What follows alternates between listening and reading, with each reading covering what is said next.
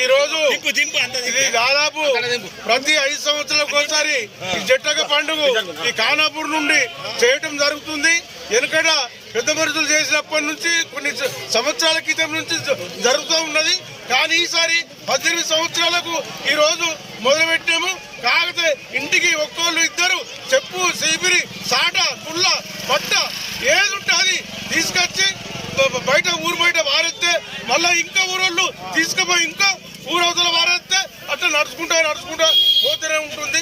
కావున ఈరోజు మేము ఖానాపూర్ తిమ్మాపూర్లో అందరం కలిసి ఈ జట్టక్క పండుగ చేయవలసి వచ్చింది. బ్రహ్మాండంగా 1000 మంది ఇంటింటికి 2-3 1000 మంది వచ్చి పాల్గొని ఈ జట్టక్క పండుగ చేస్తున్నాము. ఖచ్చితంగా రావాలని